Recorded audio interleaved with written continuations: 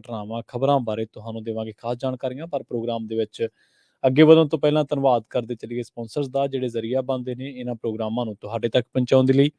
Khalsa insurance agency ਵਾਲੇ, ਜਿਨ੍ਹਾਂ ਤੋਂ ਤੁਸੀਂ ਹਰ ਤਰੀਕੇ ਦੀ ਇੰਸ਼ੋਰੈਂਸ ਲੈ ਸਕਦੇ ਹੋ। ਇੰਸ਼ੋਰੈਂਸ ਬਾਰੇ ਪਤਾ ਕਰਨ ਦੇ ਲਈ ਉਹਨਾਂ ਦਾ ਨੰਬਰ ਹੈ 408 272 2500। ਕਵਰਡ ਕੈਲੀਫੋਰਨੀਆ, ਓਬਾਮਾ ਕੇਅਰ ਬਾਬਤ ਤੇ ਮੈਡੀਕੇਅਰ ਬਾਬਤ ਅਮਰੀਕਾ ਭਰ ਦੇ ਵਿੱਚ ਸੇਵਾਵਾਂ ਦਿੰਦੇ ਨੇ। ਇਹਨਾਂ ਪਾਲਿਸੀਜ਼ ਦੇ ਉੱਤੇ ਹੋਰ ਜਾਣਕਾਰੀਆਂ ਦੇ ਲਈ ਅੱਜ ਹੀ ਡਾਇਲ ਕਰੋ 408 272 2500।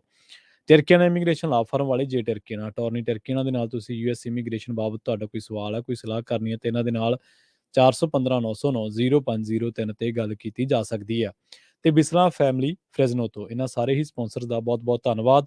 ਤੇ ਜੇਕਰ ਤੁਸੀਂ ਵੀ ਇਹਨਾਂ ਪ੍ਰੋਗਰਾਮਾਂ ਨੂੰ ਸਪਾਂਸਰ ਕਰਨਾ ਚਾਹੁੰਦੇ ਹੋ ਤਾਂ ਸਟੂਡੀਓ ਦਾ ਨੰਬਰ ਹੈ 408272 5200। ਖਬਰਾਂ ਦੀ ਸ਼ੁਰੂਆਤ ਕਰਦੇ ਹਾਂ। ਕੈਨੇਡਾ ਦੀਆਂ ਅਹਿਮ ਖਬਰਾਂ ਦੇ ਵੱਲ ਵਧਣ ਤੋਂ ਪਹਿਲਾਂ ਪੰਜਾਬੀ ਭਾਈਚਾਰੇ ਨਾਲ ਜੁੜੀਆਂ ਦੋ ਅਹਿਮ ਖਬਰਾਂ ਜਿਹੜੀਆਂ ਉਹ ਸਾਂਝੀਆਂ ਕਰਦੇ ਚਲੇ ਗਏ। ਬਰੈਂਪਟਨ ਤੋਂ ਖਬਰ ਆ ਰਹੀ ਹੈ, ਜਿਵੇਂ ਕਿ ਆਪਾਂ ਜਾਣਦੇ ਹਾਂ ਪਿਛਲੇ ਕਈ ਦਿਨਾਂ ਤੋਂ ਪੰਜਾਬੀ ਭਾਈਚਾਰੇ ਦੇ ਨਾਲ, ਖਾਸ ਕਰਕੇ ਨੌਜਵਾਨੀ ਦੇ ਨਾਲ ਜੁੜੀਆਂ ਸੋਗਮਈ ਖਬਰਾਂ ਲਗਾਤਾਰ ਆ ਰਹੀ। ਤਾਂ ਹੁਣ ਇੱਕ ਤਾਜ਼ਾ ਖਬਰ ਬਰੈਂਪਟਨ ਤੋਂ ਆ ਰਹੀ ਹੈ, ਜਿੱਥੇ 27 ਸਾਲਾ ਭਾਰਤੀ ਵਿਦਿਆਰਥੀ ਸੌਹਾਰਦ ਦੱਤ ਸ਼ਰਮਾ ਦੀ ਭੇਤ ਭਰੇ ਹਾਲਤ ਦੇ ਵਿੱਚ ਮੌਤ ਹੋ ਗਈ ਹੈ। ਇਹ ਵਿਦਿਆਰਥੀ 1 ਮਹੀਨਾ ਪਹਿਲਾਂ ਹੀ ਕੈਨੇਡਾ ਪੁੱਜਿਆ ਸੀ ਤੇ ਇਸ ਵੇਲੇ ਬਰੈਂਪਟਨ ਦੇ ਵਿੱਚ ਰਹਿ ਰਿਹਾ ਸੀ। ਸੋ ਕੈਨੇਡਾ ਤੋਂ ਜਿਹੜੀਆਂ ਪੰਜਾਬੀ ਭਾਈਚਾਰੇ, ਖਾਸ ਕਰਕੇ ਉਧਰਲੇ ਇੰਟਰਨੈਸ਼ਨਲ ਸਟੂਡੈਂਟਸ ਦੇ ਨਾਲ ਜੁੜੀਆਂ ਖਬਰਾਂ ਆਪਾਂ ਲਗਾਤਾਰ ਤੁਹਾਡੇ ਨਾਲ ਸਾਂਝੀਆਂ ਕਰਦੇ ਰਹੀਦਾ। ਤਾਂ ਇਸੇ ਦਰਮਿਆਨ ਹੀ ਇੱਕ ਹੋਰ ਜਿਹੜੀ ਮੰਦਭਾਗੀ ਖਬਰ ਆ ਉਹ ਬਰੈਂਪਟਨ ਸ਼ਹਿਰ ਤੋਂ ਆ ਰਹੀ ਹੈ। ਇੱਥੇ 1 ਮਹੀਨਾ ਪਹਿਲਾਂ ਕੈਨੇਡਾ ਪੁੱਜਿਆ ਇੰਟਰਨੈਸ਼ਨਲ ਸਟੂਡੈਂਟ ਸੌਹਾਰਦ ਦੱਤ ਸ਼ਰਮਾ ਦੀ ਭੇਤ ਭਰੇ ਹਾਲਤ ਦੇ ਵਿੱਚ ਮੌਤ ਹੋ ਗਈ ਹੈ। ਸੋ ਅਗਲੀ ਜਿਹੜੀ ਖਬਰ ਹੈ ਉਹ ਵੀ ਕੈਨੇਡਾ ਦੇ ਇਟੋਬੀਕੋ ਸ਼ਹਿਰ ਤੋਂ ਹੈ। ਟੋਰਾਂਟੋ ਪੁਲਿਸ ਵੱਲੋਂ ਲਾਪਤਾ ਪੰਜਾਬੀ ਬਜ਼ੁਰਗ ਦੀ ਭਾਲ ਦੇ ਲਈ ਇਟੋਬੀਕੋ ਦੇ ਵਿੱਚ ਕਮਾਂਡ ਪੋਸਟ ਸਥਾਪਿਤ ਕੀਤੀ ਗਈ ਹੈ। ਪੁਲਿਸ ਦਾ ਕਹਿਣਾ ਹੈ ਕਿ 84 ਸਾਲ ਦੇ ਰਤਨ ਨੂੰ ਆਖਰੀ ਵਾਰ ਕਿਸਕਾਡੀ ਡਰਾਈਵ ਅਤੇ ਫਿੰਚ ਐਵੀਨਿਊ ਵੈਸਟ ਇਲਾਕੇ ਦੇ ਵਿੱਚ ਪੈਦਲ ਜਾਂਦਿਆਂ ਦੇਖਿਆ ਗਿਆ ਸੀ। ਰਤਨ ਦਾ ਹੁਲੀਆ ਜਾਰੀ ਕਰਦਿਆਂ ਉਹਨਾਂ ਨੇ ਇਹ ਗੱਲ ਕਹੀ ਹੈ ਕਿ ਉਹਦਾ ਕੱਦ ਜਿਹੜਾ ਉਹ 5 ਫੁੱਟ 2 ਇੰਚ ਹੈ ਤੇ ਵਜ਼ਨ ਤਕਰੀਬਨ 120 ਪਾਉਂਡ ਹੈ। ਜੇਕਰ ਕਿਸੇ ਕੋਲ ਲਾਪਤਾ ਬਜ਼ੁਰਗ ਬਾਰੇ ਕੋਈ ਜਾਣਕਾਰੀ ਹੋਵੇ ਤਾਂ ਉਹ ਤੁਰੰਤ 4168082300 ਤੇ ਸੰਪਰਕ ਕਰੇ, ਜਾਂ ਕਿਸੇ ਵੀ ਤਰੀਕੇ ਨਾਲ ਉਹ ਇਹਨਾਂ ਨੰਬਰਾਂ ਤੇ ਕਾਲ ਕਰਕੇ ਜਾਂ ਗੁਪਤ ਤਰੀਕੇ ਨਾਲ ਵੀ ਜਾਣਕਾਰੀ ਦੇਣੀ ਚਾਹੁੰਦਾ ਤਾਂ ਕ੍ਰਾਈਮ ਸਟਾਪਰਸ ਦੇ ਨਾਲ 416 222 8477 ਤੇ ਕਾਲ ਕੀਤੀ ਜਾ ਸਕਦੀ ਹੈ। ਈਟੋਬੀਕੋ ਦੇ ਵਿੱਚ ਇੱਕ ਕਮਾਂਡ ਪੋਸਟ ਸਥਾਪਿਤ ਕੀਤੀ ਗਈ ਹੈ, ਜਿਹਦੇ ਵਿੱਚ ਪੰਜਾਬੀ ਬਜ਼ੁਰਗ ਦੀ ਭਾਲ ਬਾਰੇ ਕਿਹਾ ਗਿਆ। ਟੋਰਾਂਟੋ ਪੁਲਿਸ ਦਾ ਕਹਿਣਾ ਹੈ ਕਿ ਇਹਨਾਂ ਦਾ ਨਾਮ ਰਤਨ ਹੈ ਤੇ ਇਹਨਾਂ ਦੀ ਉਮਰ 84 ਸਾਲ ਦੇ ਆਸ-ਪਾਸ ਕਹੀ ਜਾ ਰਹੀ ਹੈ।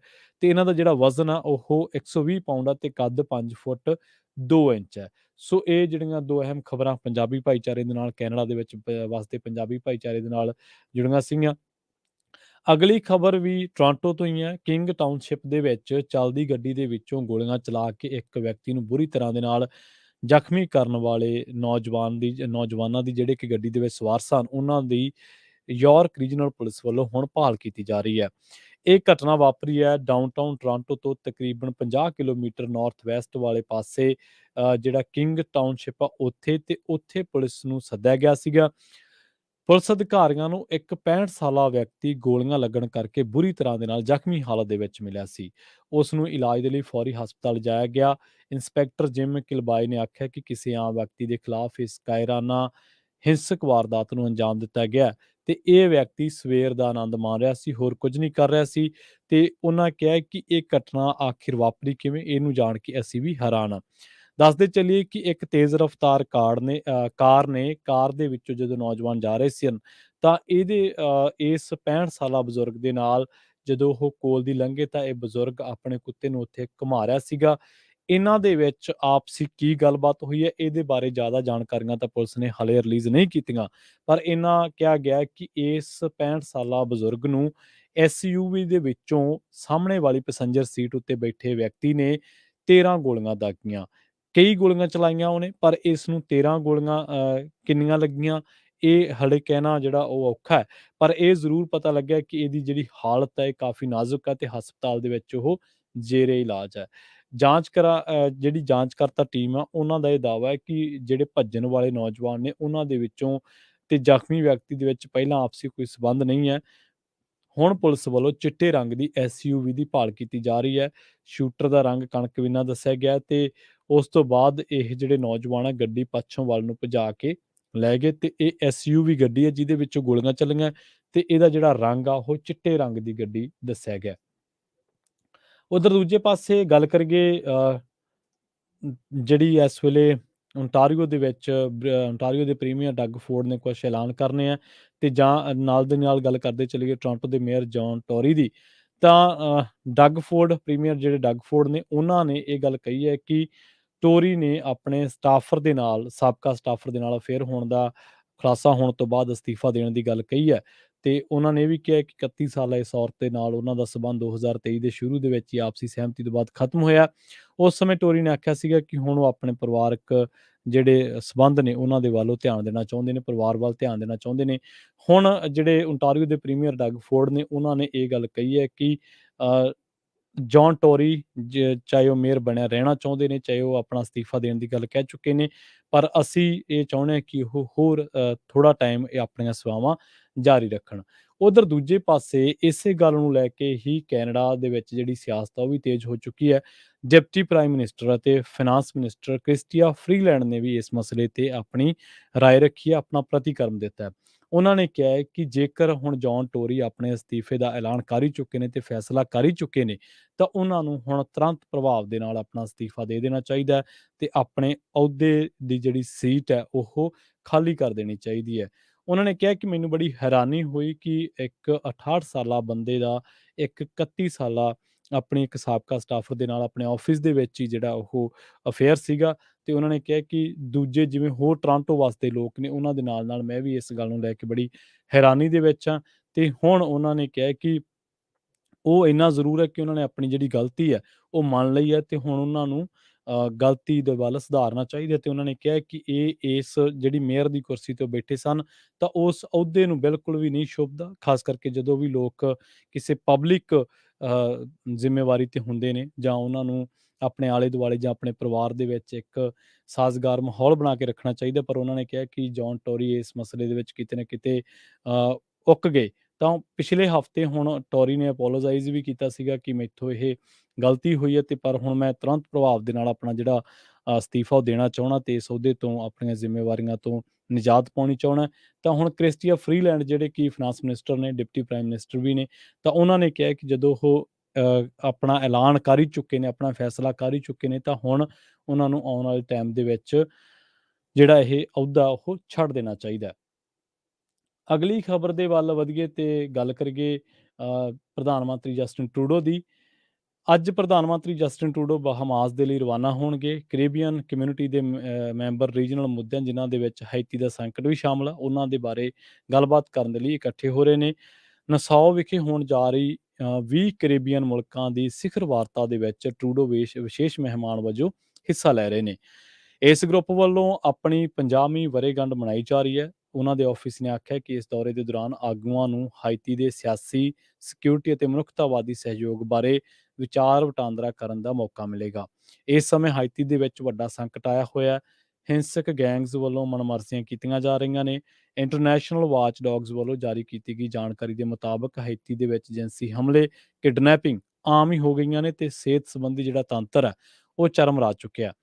ਹਾਈਤੀ ਦੇ ਪ੍ਰਧਾਨ ਮੰਤਰੀ ਜਿਨ੍ਹਾਂ ਨੂੰ ਚੁਣਿਆ ਨਹੀਂ ਗਿਆ, ਏਰੀਅਲ ਹੈਨਰੀ ਵੱਲੋਂ ਵੀ ਨਸਾਓ ਦੀ ਇਸ ਮੀਟਿੰਗ ਦੇ ਵਿੱਚ ਹਿੱਸਾ ਲਏ ਜਾਣ ਦੀ ਸੰਭਾਵਨਾ ਹੈ ਤੇ ਉਹਨਾਂ ਵੱਲੋਂ ਵਿਦੇਸ਼ੀ ਫੌਜ ਦੇ ਦਖਲ ਦੀ ਮੰਗ ਕੀਤੀ ਗਈ ਹੈ ਤੇ ਅਮਰੀਕਾ ਦਾ ਸੁਝਾਅ ਹੈ ਕਿ ਕੈਨੇਡਾ ਇਸ ਦੀ ਅਗਵਾਈ ਕਰੇ, ਪਰ ਕੈਨੇਡੀਅਨ ਸਰਕਾਰ ਨੇ ਅਜੇ ਇਸ ਮਸਲੇ ਤੇ ਆਪਣੇ ਪੱਤੇ ਨਹੀਂ ਖੋਲ੍ਹੇ। ਕੈਨੇਡੀਅਨ ਸਰਕਾਰ ਵੱਲੋਂ ਇਸ ਬਾਰੇ ਆਮ ਸਹਿਮਤੀ ਦੀ ਉਡੀਕ ਕੀਤੀ ਜਾ ਰਹੀ ਹੈ ਤੇ ਇਹ ਸਲਾਹ ਵੀ ਦਿੱਤੀ ਜਾ ਰਹੀ ਹੈ ਕਿ ਗੈਂਗਸ ਦੀਆਂ ਗਤੀਵਿਧੀਆਂ ਦਾ ਸਮਰਥਨ ਕਰਨ ਵਾਲੇ ਅਮੀਰ ਲੋਕਾਂ ਦੇ ਖਿਲਾਫ ਆਰਥਿਕ ਪਾਬੰਦੀਆਂ ਲਾਈਆਂ ਜਾਣੀਆਂ ਚਾਹੀਦੀਆਂ ਨੇ। ਸੋ ਅਗਲੀ ਖਬਰ ਦੇ ਵੱਲ ਵਧੀਏ ਤੇ ਆਪਾਂ ਗੱਲ ਕਰੀਏ ਕੈਨੇਡਾ ਦੇ ਵਿੱਚ ਇਸ ਵੇਲੇ ਬਿਜ਼ਨਸ ਦੀ ਜਾਂ ਗੱਲ ਕਰੀਏ ਰੀਅਲ ਅਸਟੇਟ ਦੀ। ਜਿਹੜੀ ਕੈਨੇਡਾ ਦੇ ਵਿੱਚ ਕੈਨੇਡੀਅਨ ਰੀਅਲ ਅਸਟੇਟ ਐਸੋਸੀਏਸ਼ਨ ਹੈ CREA, ਉਹਨਾਂ ਦੇ ਵੱਲੋਂ ਜਿਹੜੇ ਅੰਕੜੇ ਆ ਰਹੇ ਨੇ ਉਹ ਇਸ ਵੇਲੇ ਕਾਫੀ ਮਾਇਨੇਖੇਜ਼ ਨੇ ਤੇ ਇਸ ਵੇਲੇ ਦੇ ਹਾਲਾਤਾਂ ਨੂੰ ਵੀ ਦੱਸ ਰਹੇ ਨੇ। ਇਹਨਾਂ ਨੇ ਕਿਹਾ ਹੈ ਕਿ ਜਨਵਰੀ ਮਹੀਨੇ ਦੇ ਵਿੱਚ ਜਿਹੜੀ ਘਰਾਂ ਦੀ ਖਰੀਦੋ ਫਰੋਖਤ ਹੈ ਉਹ 2009 ਤੋਂ ਬਾਅਦ 37% ਡਿੱਗੀ ਹੈ ਤੇ 2009 ਦੇ ਨਾਲ ਜੇਕਰ ਕੰਪੇਅਰ ਕਰੀਏ ਤਾਂ ਹੁਣ ਦੇ ਹਾਲਾਤਾਂ ਦੇ ਮੁਤਾਬਕ ਉਹ 37% ਡਿੱਗ ਪਈ ਹੈ।